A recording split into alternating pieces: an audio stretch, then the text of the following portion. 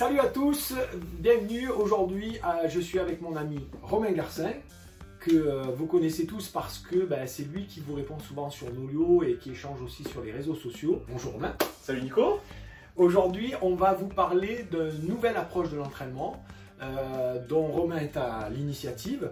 Et moi, j'ai trouvé que c'était une idée très intéressante.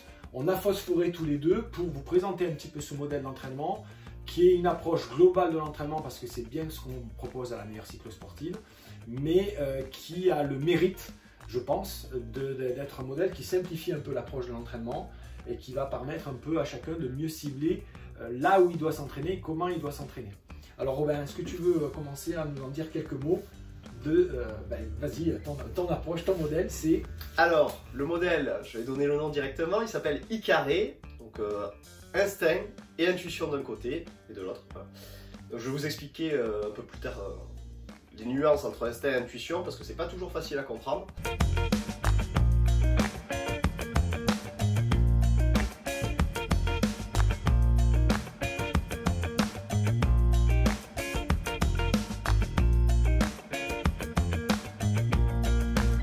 Romain, alors vas-y, parle-nous de l'entraînement, du principe d'entraînement I au carré. Alors déjà, il faut aborder les deux notions. Qu'est-ce que c'est l'instinct? Qu'est-ce que c'est l'intuition? On a souvent du mal à savoir. En fait, l'instinct, c'est tout ce qui relève de ce qui est inné en nous. Donc, on va avoir l'instinct qui est commun à l'espèce humaine, qui va être, on va dire, l'instinct de maternité, l'instinct de survie. Voilà, ok. Alors on peut dire pour l'être humain, on est debout et on est fait plutôt pour l'endurance par rapport à d'autres animaux. Exactement. Ça, c'est des choses qui sont spécifiques à l'espèce. Et puis, il y a l'instinct physiologique. Voilà. Alors, par rapport au sport, effectivement, on s'est relevé, on a perdu nos poils, etc. pour être plus apte à l'endurance.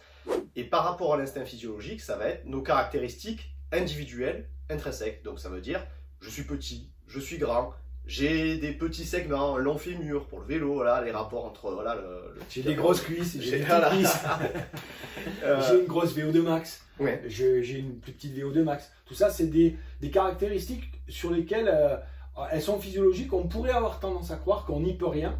En tout cas, il faut faire avec. Exactement. Et dans le même genre, on a aussi, est-ce que je suis plus endurant, plus rapide, plus technique? Voilà. En coaching, on le voit avec des athlètes, des cyclistes. Il y en a, ils auront des prédispositions à être plus véloces, et pour d'autres, c'est une horreur de faire de la vélocité. Exactement. Ouais. On peut citer que certains ont une prédisposition facile à prendre de la puissance. Pour d'autres, c'est un sacerdoce. Et en général, l'inverse, c'est que ceux qui prennent facilement la puissance prennent facilement du poids. Et donc, eux, leur sacerdoce, c'est de contrôler leur alimentation. Et ceux qui ont de la difficulté à prendre du poids, en général, c'est pas le cas de tout le monde, mais eux, ils n'ont pas de problème de poids. C'est facile pour eux. Donc, ces caractéristiques-là font que on a une prédisposition, voir ce qu'on en fait. Je rajouterai sur le plan mental, si tu me permets. Donc, l'idée, c'est que sur le plan mental, on a aussi des prédispositions innées, donc qui vont faire partie de l'instinct. C'est-à-dire qu'il y a des gens qui gèrent plus facilement la douleur. C'est des durs au mal, ils aiment bien se confronter au mal. C'est une valeur presque qu'on dirait un peu masculine, alors que les femmes résistent mieux à la douleur. On le sait, surtout en endurance. Par contre, on a d'autres personnes qui vont être par exemple plus habiles dans l'équilibre, plus habiles avec leurs mains en synchronisation, qui vont faire des sports de ballon, des sports de balle, des sports de tir, de glisse, le skate, des choses comme ça. La gestion de la douleur, c'est une variable importante, mais pas prédéterminante comme dans les sports d'endurance. Exactement. Et donc, un peu cette approche de l'instinct, si j'ai bien compris ton approche, l'idée c'est d'identifier nos caractéristiques et aller se mettre plutôt dans un contexte favorable. Alors, tu me fais, je peux dire ma phrase préférée de Einstein. Allez, vas-y. Einstein disait, nous sommes tous des génies, mais si vous mettez un poisson au pied d'un arbre, il pensera toute sa vie que c'est un imbécile.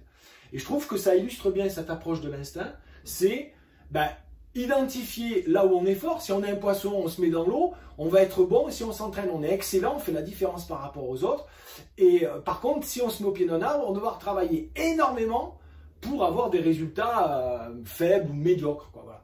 Ramener un cycliste ou un triathlète, si vous avez une caractéristique comme moi, 1m86, 85 kg, des grosses cuisses, etc. Sur le plat, je me régale, c'est facile pour moi. Si je m'entraîne, je vais facilement progresser. Par contre, en montée, pour être correct, il va falloir que je m'entraîne 3 fois plus que les autres et j'aurai un résultat moyen. Donc vous voyez, ça nous permet d'identifier quels sont les sports dans lesquels on peut se mettre dans un contexte favorable et quels sont, dans mon sport, eh bien, les parcours, les courses qui me sont plutôt favorables. Est-ce que c'est des courses courtes et explosives puissantes? Est-ce que c'est des courses d'endurance, etc. Est-ce que c'est plutôt des Ironman ou plutôt des courses fédérales très courtes, etc. C'est un peu ça l'idée, quoi. Exactement. Et du coup, ce que tu dis à propos de, justement, de synchroniser, on va dire, nos caractéristiques avec quelque part ce qu'on aime, ça me permet d'introduire du coup la notion d'intuition. L'intuition, c'est ce petit discours intérieur qu'on a de temps en temps. Voilà. Alors, mais il finit toujours par surgir, mais de temps en temps, pof, on a un truc, ah, tu devrais faire ça, tu devrais faire ci.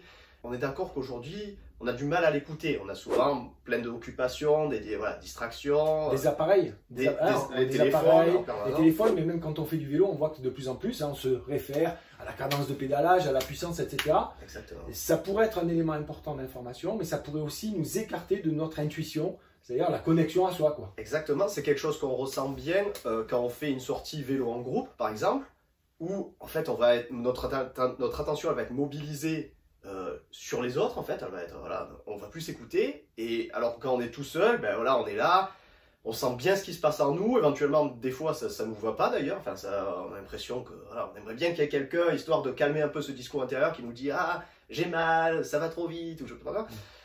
Mais qui nous dit aussi, des fois, quand on est tout seul, on fait une communion, on est en communion, moi entre elles je vois beaucoup, on est en communion avec la nature et on se sent bien. Voilà. Alors attention, ça on peut aussi le retrouver en groupe quand on arrive à trouver, on va dire, des gens qui nous correspondent et là c'est très puissant, quand on arrive, on va dire, à l'intuition de groupe, si on peut la dire. Bon voilà, donc l'intuition c'est le discours intérieur.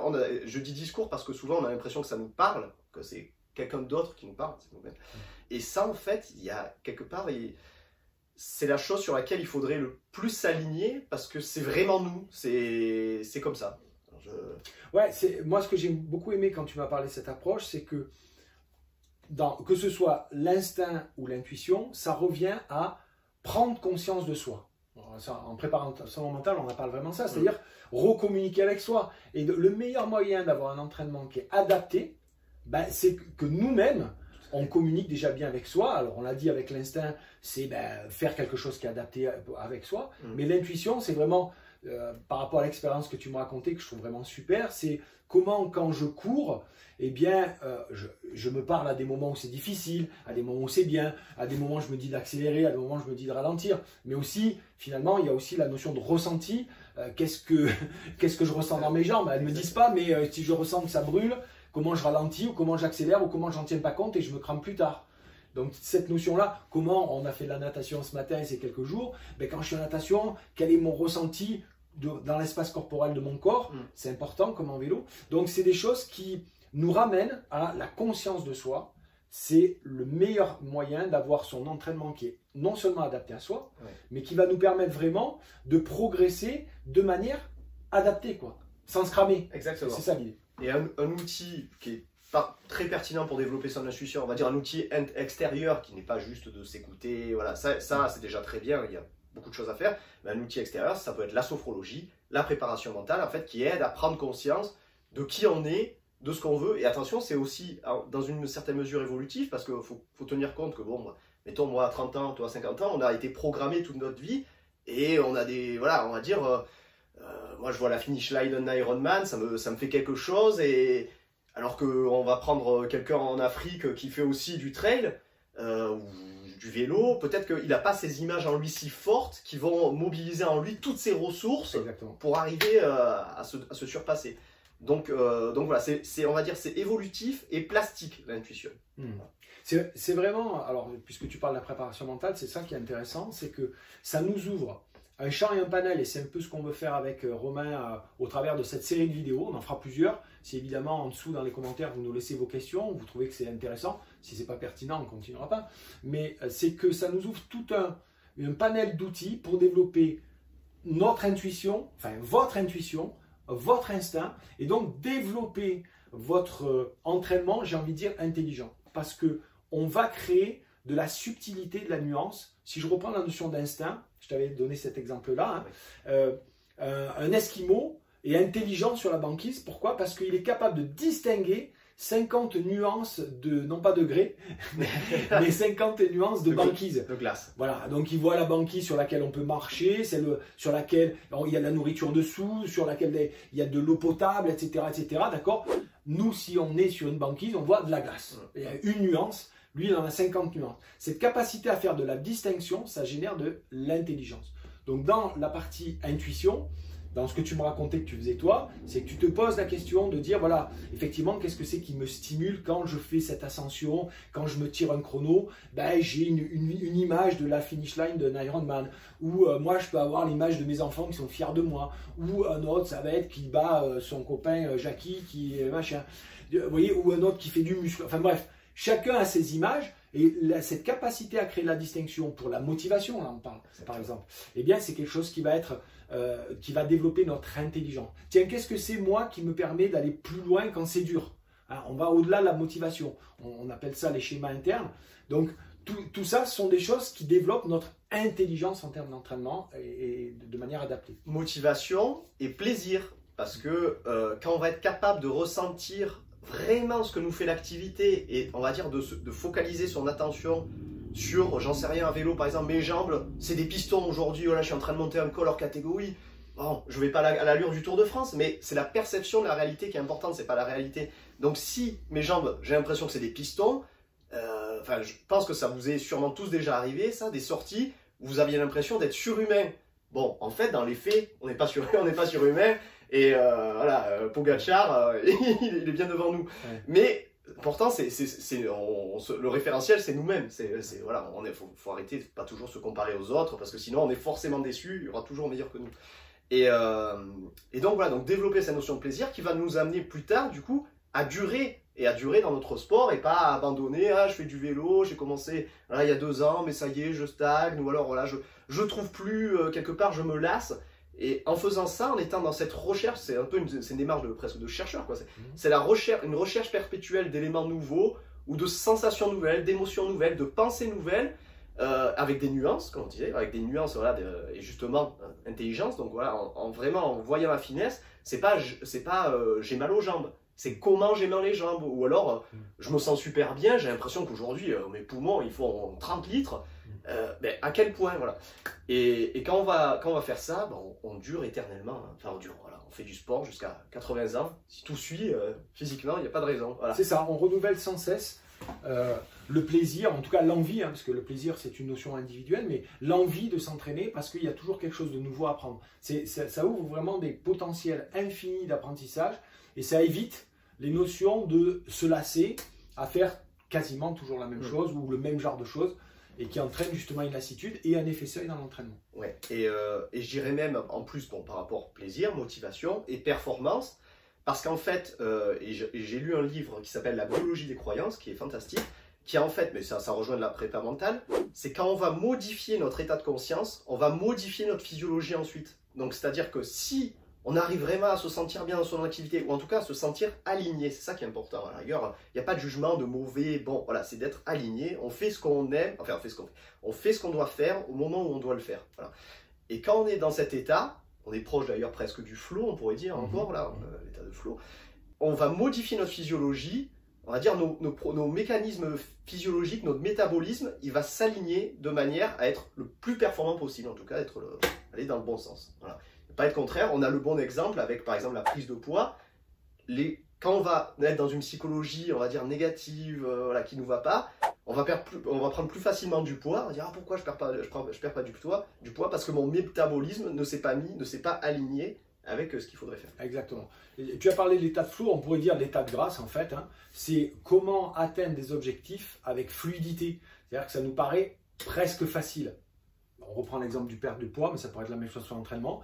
Il y a des gens, pour perdre du poids, ça va être presque facile pour eux parce que comme ils sont alignés avec les choix qu'ils ont faits, bon, bah, ça devient une espèce de style de vie et c'est ok, ils perdent du poids, c'est fluide et on se rend compte qu'ils ne se fixent pas comme ça sur dans combien de temps j'ai perdu combien de poids par exemple. À l'inverse, les gens qui ne sont pas alignés, c'est-à-dire qu'il y a leur cerveau qui veut perdre du poids, mais il n'y a pas d'alignement avec toutes ses valeurs, avec son organisme, etc.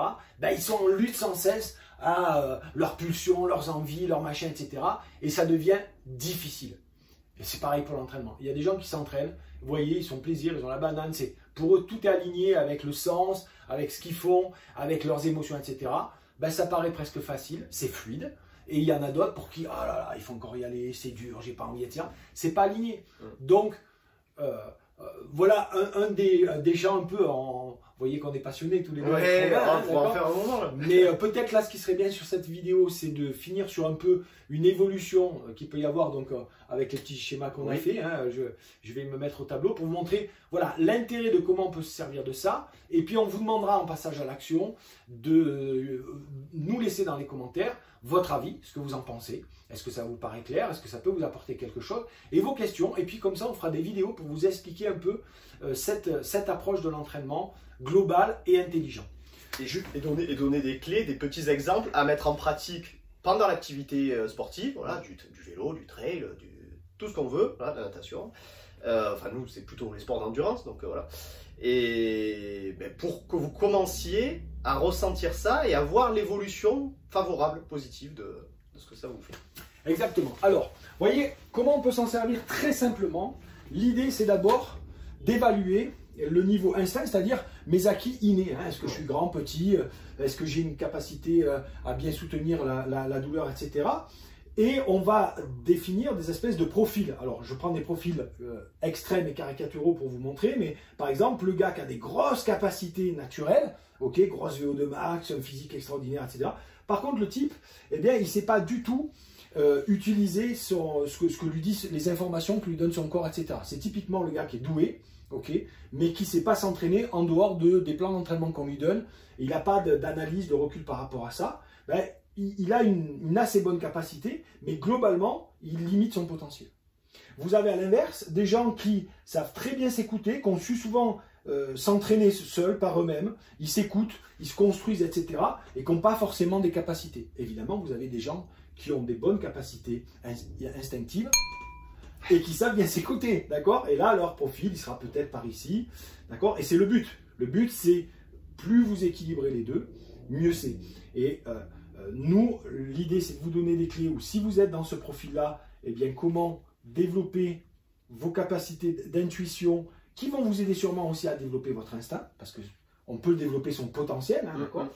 Et inversement, des gens qui ont une grande capacité d'écoute, d'intuition, ben, comment ils peuvent développer leur potentiel grâce à leur intuition, mais aussi en allant plus chercher leur potentiel. En cassant justement ce fameux plafond de verre, voilà. Quand on se dit « Ah, je ne peux pas faire mieux, je suis au maximum », eh bien non. Non, en fait, il y a encore tout un champ qui vous permet de développer, en fait, de tirer vers ici vos capacités, parce qu'on aura identifié clairement qu'est-ce que c'est qui est de l'inné, et là, il faut faire avec, encore une fois. Moi, je suis grand, gros, musclé, ben, je dois faire avec. Voilà.